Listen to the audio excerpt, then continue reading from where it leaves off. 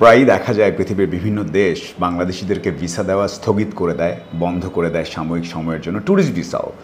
এবং কিছুদিন আগে দেখলাম যে দুবাই পাকিস্তান, ইথিওপিয়ান এবং বাংলাদেশিদেরকে একসাথে বলেছে তোমরা বন্ধ, এখন আসার দরকার নাই। কারণ কি, মারামারি করেছে, ওখানকার যে নিয়মকানুন আছে সেটা মানে না, অবৈধ ব্যবসার সাথে যুক্ত হয়ে যায়, শর্টকাট খোঁজে, মানে যে আচরণটা ওই দেশে গ্রহণযোগ্য না সে ধরনের আচরণ করে। যেমন এক তো বললাম ঝগড়াঝাটি, উচ্চস্বরে কথা বলা, লাউড হওয়া, যেখানে ভিডিও কল করার কথা না ভিডিও করা, যে রাস্তাঘাটের নিয়মকানুন আছে সেটা না মানা।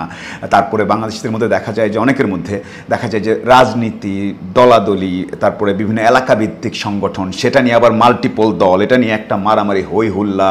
দেখা যায় ওখানকার মানে ওরা দেখেই বোঝে যে এখানে একটা গ্যাঞ্জাম হবে ওদেরকে একসাথে আসতে দিলে। সো এই করতে করতে কিছু কিছু বাংলাদেশের জন্য যাদের যোগ্যতা আছে, যারা নিয়মকানুন মানেন, তাদের ভিসা রিজেক্ট, সব নিয়ে গিয়ে দাঁড়ালো বলে তোমাদেরকে দিব না। সো এটা যে কত অসম্মানজনক।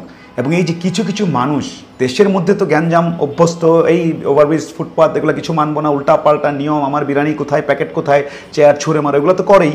বাইরে গিয়ে এ ধরনের কাজ করে। সো বাইরে দিয়ে ধরনের কাজ করলে বাইরের দেশের মানুষ এত সময় নেই যে আপনার এত ভুল ত্রুটির পরেও আপনাকে আদর আপ্যায়ন করবে। অনেক অপশন আছে তাদের, এই জন্য তারা বলে বাংলাদেশ বন্ধ, অন্য দেশ থেকে আনো। সো এটা হচ্ছে খুবই অসম্মানজনক। একটা দেশের ইমেজ এভাবে নষ্ট করার অধিকার কারণেই। সো যেই দেশে থাকেন একটু নম্র, ভদ্র এবং সুশীল হওয়ার চেষ্টা করেন।